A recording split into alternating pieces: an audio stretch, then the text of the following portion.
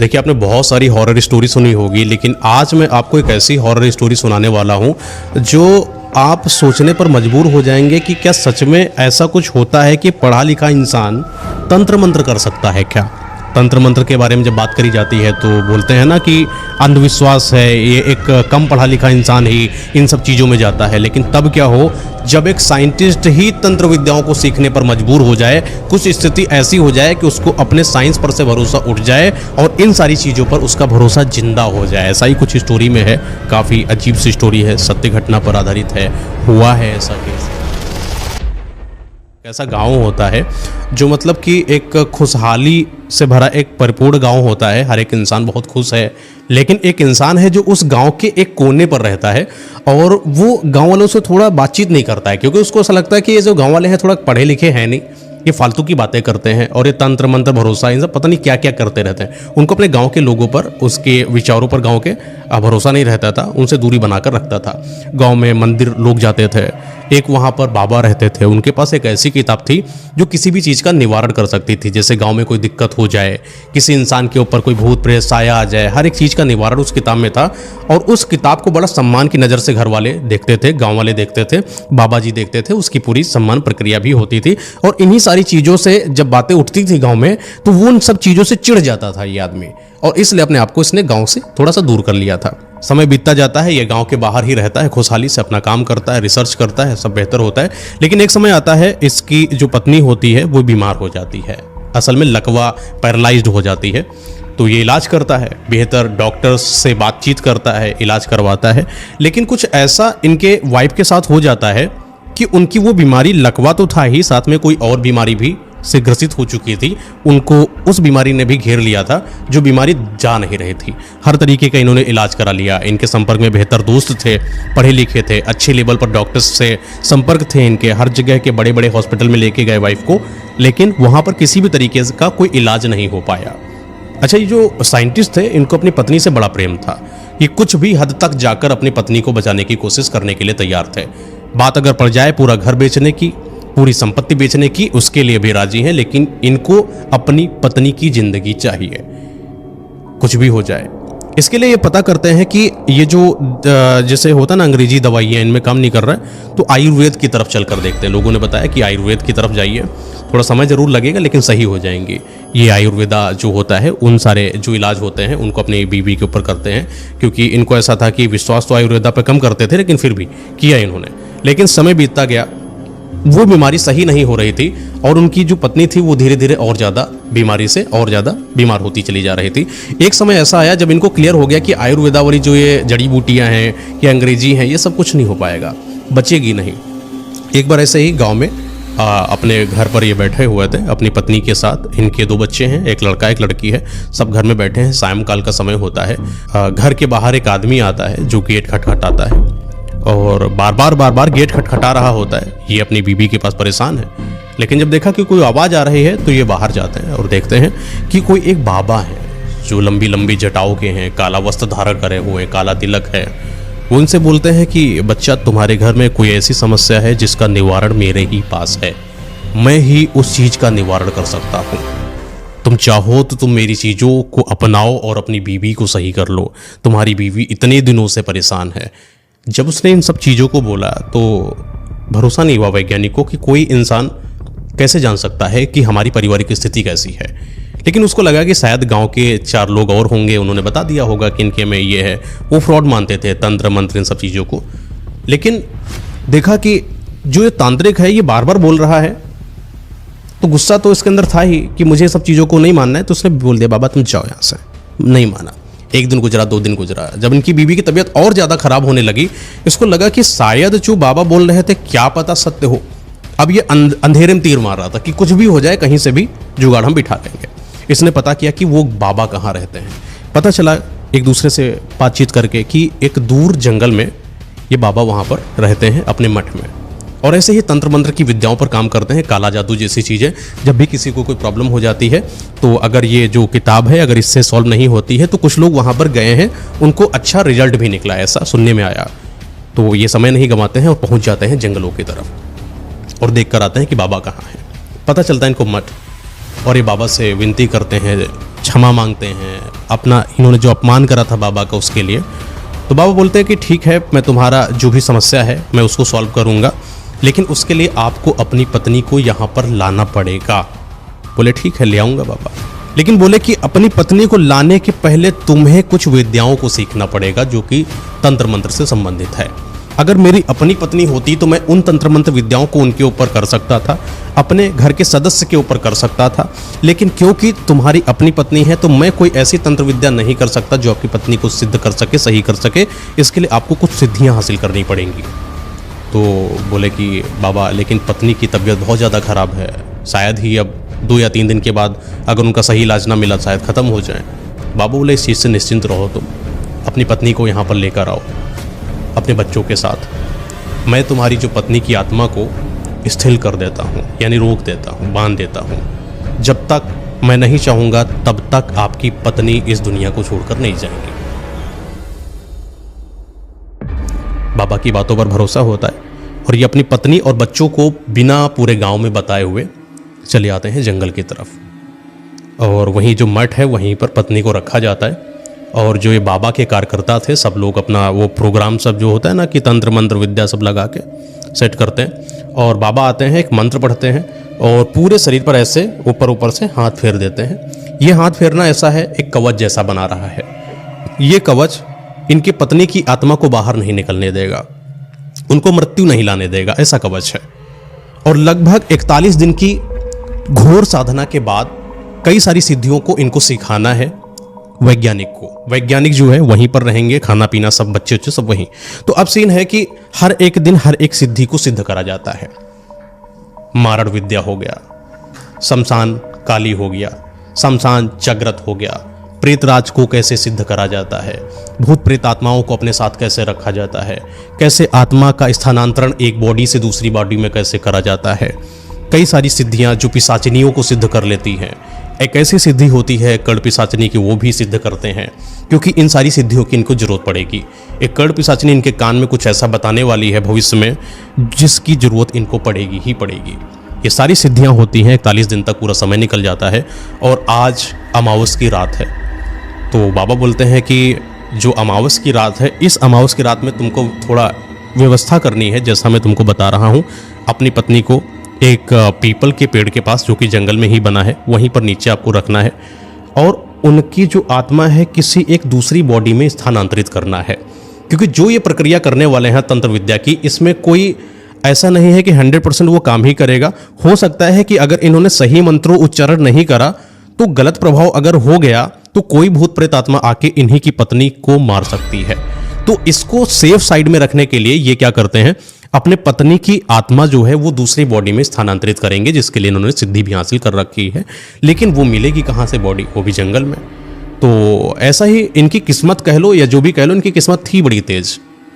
सिर्फ इनके लिए गांव में एक महामारी फैलती है कुछ दिनों पहले से, 10-15 दिन पहले से ही।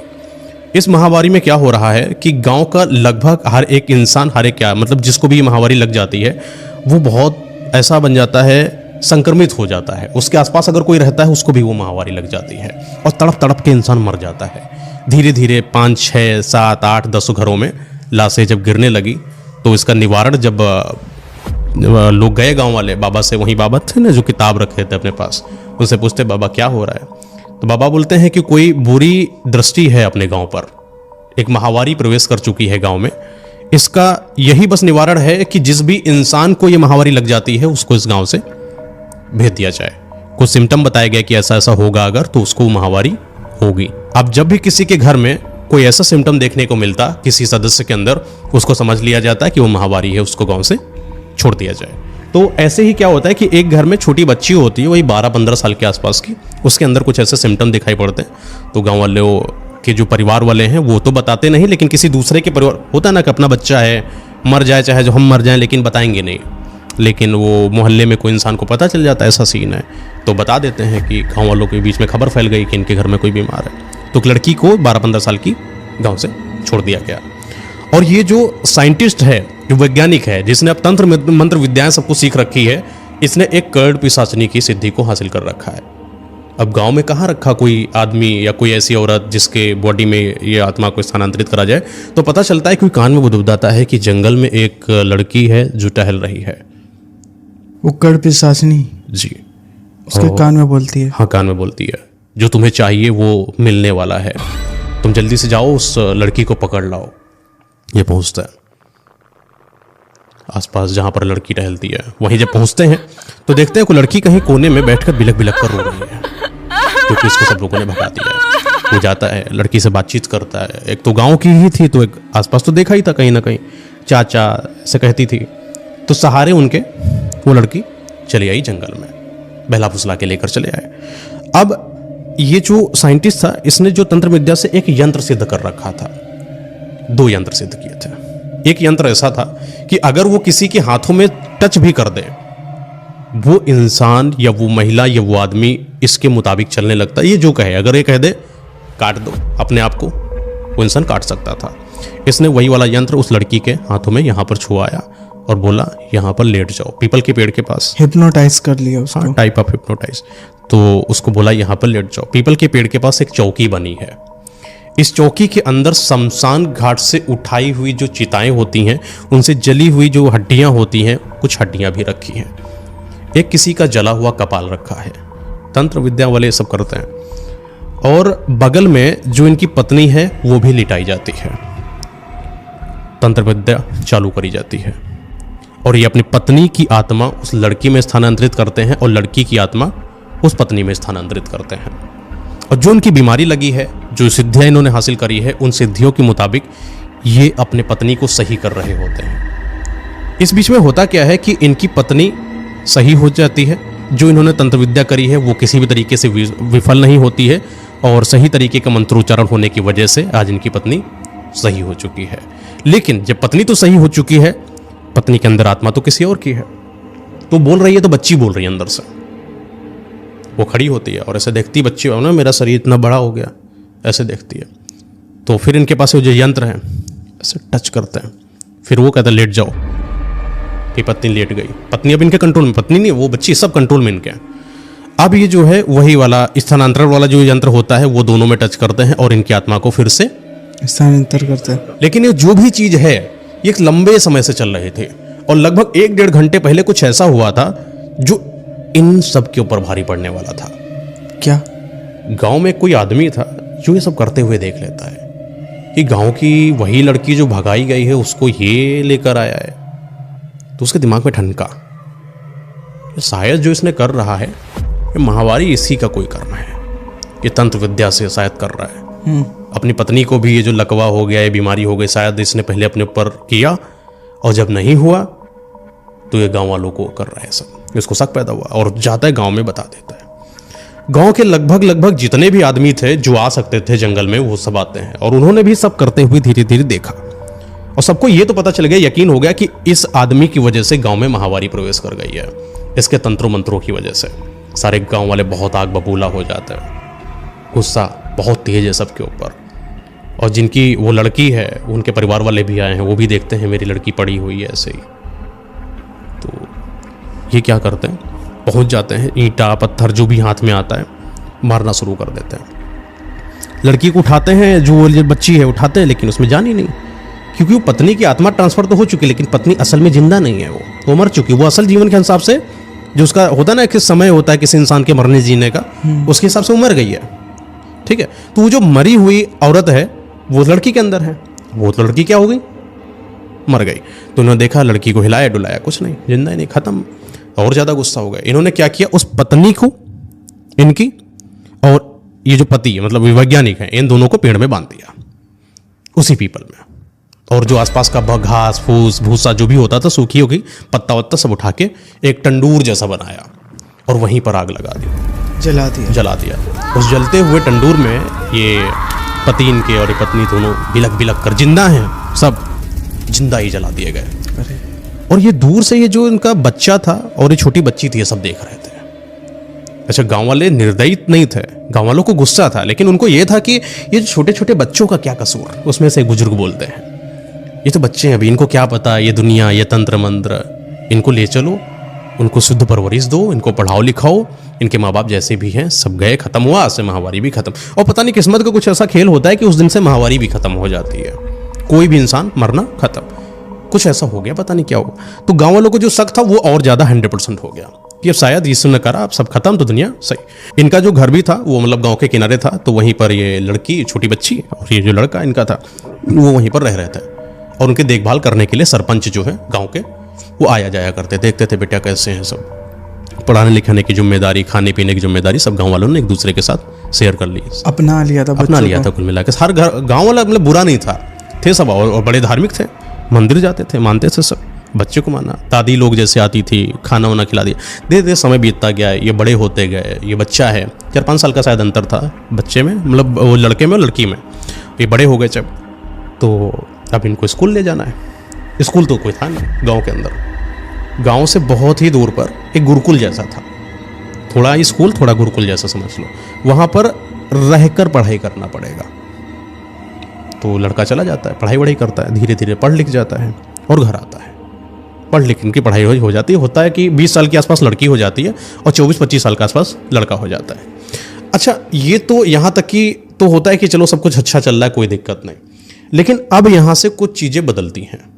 धीरे धीरे गांव का कोई एक इंसान पता नहीं कहाँ गायब हो जाता है और किसी को पता नहीं चलता कि वो गया कहाँ।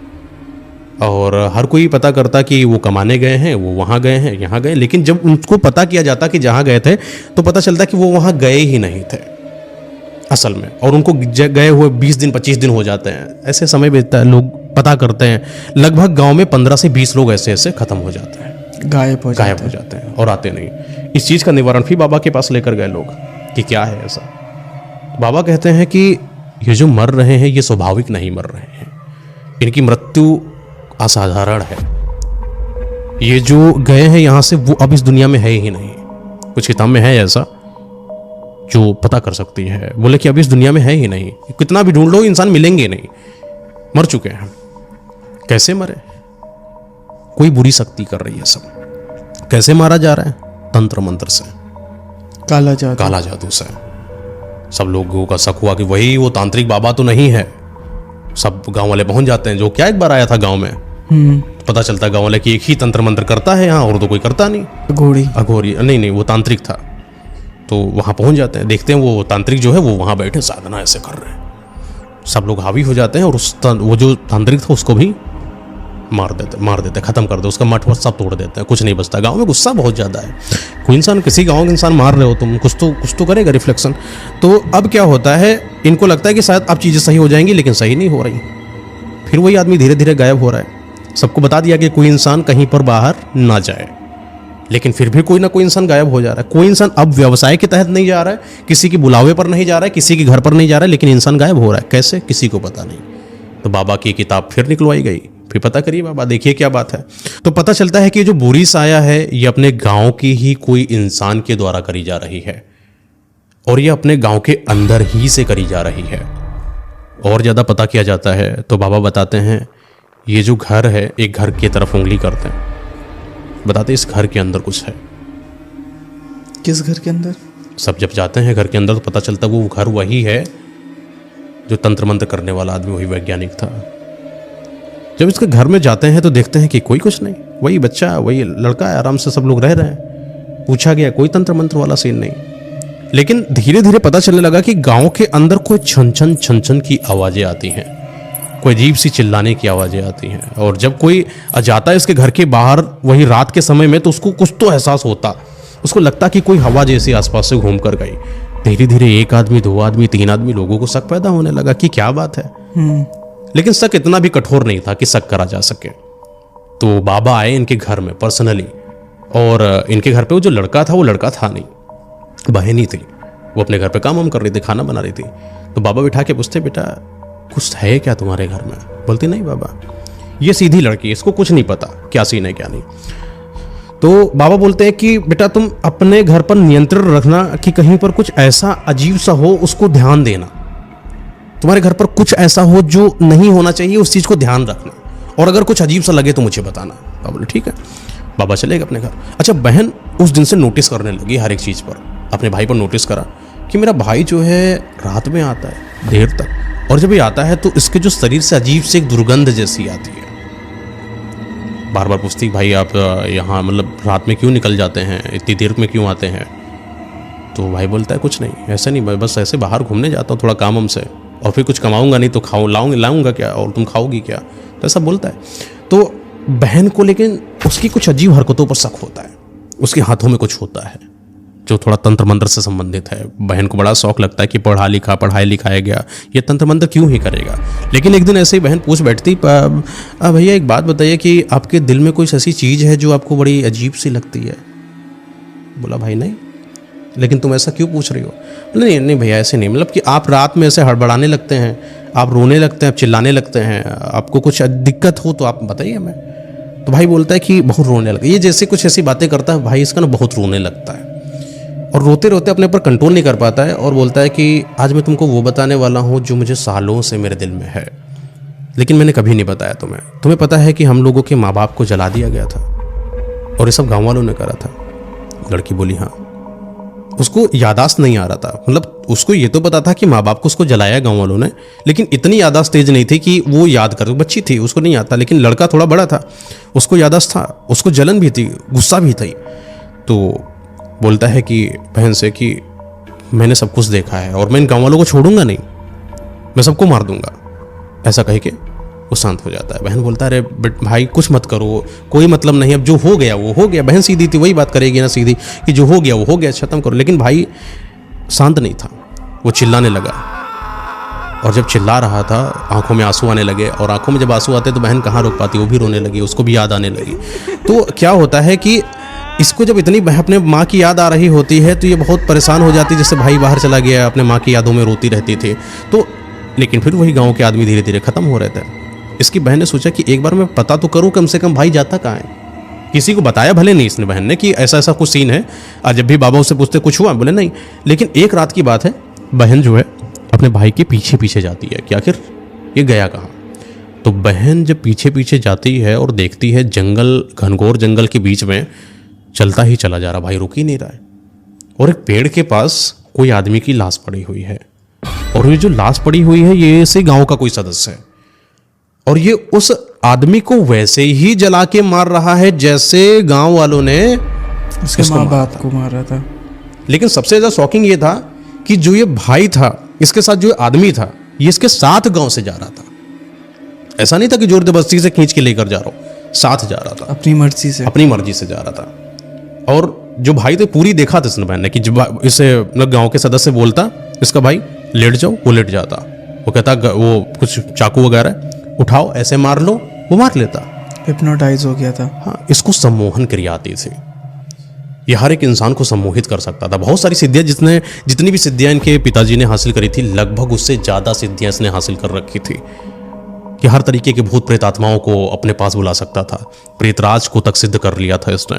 कैसे सिद्धियां हासिल करी थी इसने, पापा को करते हुए देखता था, फिर जो इनके जो गुरु थे उससे भी कुछ ना कुछ सीखा था, जब खत्म हो गया तब नहीं सीखा, लेकिन कुछ ऐसी सारी चीज़ें थी जो इनके पिताजी के द्वारा करी हुई थी और उसने सीखा था, बस उन सिद्धियों को मजबूत करा था।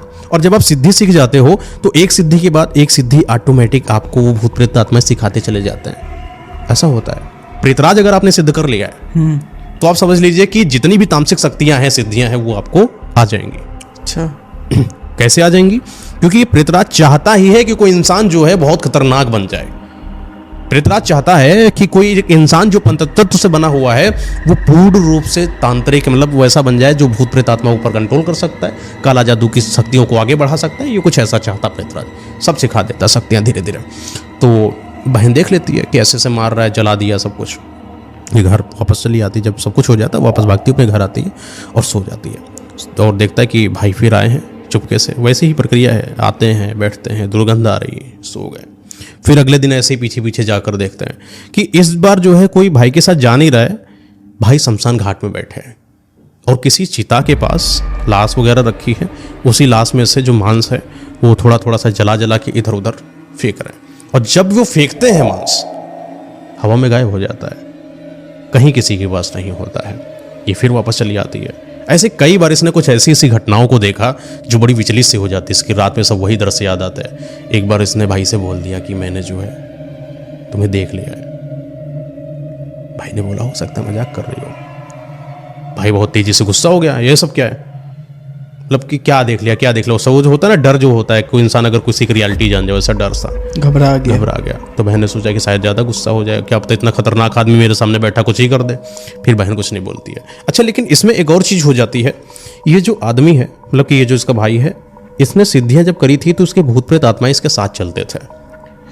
और इसी में से एक प्रेत होता है प्रेतराज, जिसकी नज़र इसकी बहन पर पड़ जाती है। प्रेतराज जो होता है उसकी बहन से प्रेम करने लगता है। ये लंबे समय तक चल रहा था, ये प्रेतराज बहुत पहले सिद्ध कर रखा था इन्होंने। तो बहन से जब प्रेम करता है, धीरे धीरे इस प्रेम का हावी होना इस प्रेतराज के ऊपर इतना हो जाता है कि बहन के ऊपर अगर हल्की भी कोई दिक्कत होती, वो समझ लीजिए कि प्रेतराज के ऊपर होती दिक्कत। अगर कोई इंसान, एक आत्मा को एक लड़की से प्यार हो गया, उसकी बहन से, कैसे हो जाता है। अब ये जो तामसिक शक्तियाँ होती हैं, इनकी अधूरी इच्छाओं की वजह से ही ये भूत प्रेत आत्माओं में तब्दील होते हैं। शायद इस प्रेतराज को अपनी प्रेमिका के साथ कुछ रहा होगा, तो वो चीज़ इनके साथ हुआ। तो जब भी कोई इनकी बहन के साथ कोई बदतमीजी करता, गांव में उसको मार देता है या तड़पा देता वो आत्मा। हाँ, वो प्रेतराज। ऐसे कोई जैसे होता है ना, गांव में औरतें आपस में लड़ रही हैं, ऐसे ये तरीके से बहन के ऊपर कोई लांछन लग गया, या गांव की वजह से कोई ऐसा प्रताड़ित हो गई इनकी बहन, यानी वही लड़की, और रोने लगी। ये बात जब प्रेतराज को पता चल रही तो उसको परेशान करता, उसको मारता, कहीं मंजिल से फेंक देता। वो प्रेतराज उस लड़की की रक्षा करता था। और धीरे धीरे गांव में ऐसा लगा कि इन बहन से कुछ ना बोलो, उसको कुछ तो है इनके घर में। तो कोई इनसे बहस भी नहीं करता था, डरने लगा। अच्छा, ये बात बहन को पता चल गई थी। कैसे? कोई है शक्ति जो मुझे प्रेम करती है। कभी कभी इसको महसूस होता है कि कोई इसको छू रहा है, इसके शरीर को। कभी कभी इसको लगता है कि कोई इंसान उसे प्यार करने की कोशिश कर रहा है। कभी ऐसा लगता है कि कोई हवा है जो इसको अपने में समेटने की कोशिश करती है। और एक बार को ऐसा होता है कि ये बाहर, मतलब कि प्रेतराज जो होता है बोलने की कोशिश करता है, बोलता भी है, और उसको सब सुनाई पड़ता है कि मैं तुमसे प्रेम करता हूँ। हालांकि मैं इंसान नहीं हूँ, मैं आत्मा हूँ, लेकिन फिर भी तुमसे बेहद प्रेम करता हूँ। मैं नहीं जानता कि इसका भविष्य क्या होगा, लेकिन मैं इतना जानता हूँ कि मैं तुम्हारा हूँ और तुम मेरी हो, और तुम मेरे सिवा किसी और की हो ही नहीं सकती। ये बहन धीरे धीरे सुनती है और यकीन होने लगता है। पता नहीं क्यों ऐसा सम्मोहन हो जाता है इसका प्रेतराज की तरफ, प्रेम करने लगती है ये भी प्रेतराज से। तो इसके अंदर एक पावर आ गई है कि अब मेरे साथ कौन है? प्रेतराज। अब तो मैं कुछ भी कर सकती हूँ। ये शायद इसका वहम था या कॉन्फिडेंस था कि एक दिन इसने भाई से पूछा, मैं सब जानती हूँ तुम्हारे बारे में, तुम कैसे मारते हो, मैं इस गाँव में सब बता दूंगी। भाई को गुस्सा आया, उसने फिर बोला कि तुम्हें नहीं पता तुम क्या करने वाली हो, तुम गांव में बता दोगी तो बदला मैं कैसे लूँगा? और अपने माँ बाप को किसी ने जलाया है तो हमारा धर्म बनता है कि जिस भी इंसान ने हमारे माँ बाप को ख़त्म किया हम लोग उसको ख़त्म कर दें। बहन मानती नहीं है, बहन कहती मैं बता दूंगी। ये चिल्लाती, वो लड़ता है, लड़ाई हो जाती इसी बीच में, और भाई को गुस्सा आ जाता है। और गुस्सैल एक तांत्रिक जिसने सिद्धियाँ कर रखी है, वो सामने वाले को छोड़ेगा क्या? नहीं, चाहे बहन ही क्यों ना हो, इनका दिमाग बहुत हाइपर होता है। और हाइपर हुआ दिमाग, इतना गुस्सैल हुआ, इसने बहन को अपने मार दिया। और जब बहन मर जाती है, ये चीज़, ये जो गम है, ये प्रेतराज सह नहीं पाता है। अब प्रेतराज को बुरा लगता है, प्रेतराज को बहुत ज़्यादा गुस्सा आया, वो अपने गुस्से पर कंट्रोल नहीं कर पाया। देखिए, जो तामसिक शक्तियाँ होती ना, आप इनको गुलाम तो नहीं बना सकते हो, आप इनको सिद्ध कर सकते हो, आप गुलाम नहीं बना सकते। प्रेतराज सिद्ध कर सकते हो, आप कोई भी तामसिक शक्ति है, कड़ पिशाच, गुलाम नहीं बनती है सब किसी के। हाँ, आपने इतनी मेहनत करी, सिद्ध करी है, तो तामसिक आपके अधीन हो जाती है। तो ये प्रेतराज को बुरा लगता है। अब प्रेतराज षड्यंत्र के तौर पर इसके भाई को मार देता है, गुस्से के तौर पर, बदले के रूप में मार देता है, और अपनी सारी चीज़ों को भूल जाता है कि किसी ने मुझे सिद्ध कर रखा है। और जब ये मारता है तो कोई भी जो तंत्र मंत्र सीखा होता है वो इतनी आसानी से नहीं मरता, वो फिर जीवित हो जाता है। ये प्रेतराज फिर उसे मार देता है, ये फिर जीवित हो जाता है, ये प्रेतराज फिर उसे मार देता है। और जब एक ऐसा तांत्रिक जिसके पास भूत प्रेत आत्माएं हैं सिद्ध, वो जब मरता है तो अपने आसपास जितने भी भूत प्रेत आत्माएं हैं सबको छोड़ देता है। और वो भूत प्रेत आत्माएं, क्योंकि अब अनियंत्रित हैं, वो इधर उधर दौड़ने लगती हैं, गाँव के इंसानों को परेशान करने लगती हैं। प्रेतराज जब इसे मार देता है पूरा, जब इसकी आत्मा निकलती है तो ये कोई साधारण आत्मा नहीं होती है, ये आत्मा प्रेतराज से भी भयानक आत्मा बन जाती है। क्योंकि एक तो प्रेतराज को इसने सिद्ध करा था, ऊपर से कई और सिद्धियां हासिल कर रखी है, और अब जब ये आत्मा बनेगी, ये प्रेतराज से भी खतरनाक आत्मा है। ये प्रेतराज तक को खत्म कर सकती है, इतनी खतरनाक है, ये प्रेतराज को ही खत्म कर देती है। और जब तक ये इंसान था तब तक तो इसका दिमाग पर कंट्रोल था, लेकिन जब आप एक आत्मा है तो इसका आत्मा अपने दिमाग पर भी कंट्रोल नहीं करती, और इसके अंदर फिर वही बदला है कि मेरे बाप बाप को मारा कैसे, मेरे माँ बाप को मारा कैसे। ये जाता है गांव में एक एक आदमी को चुन चुन कर मारता है, जो जैसी स्थिति में होता है उसको वैसे ही मार देता है। किसी को बाहर घसीटता घसीटता लेकर आता, किसी को दिखता नहीं, लेकिन हर इंसान गांव को दिख रहा है कि कोई इंसान को खींच कर लेकर चला जा रहा है।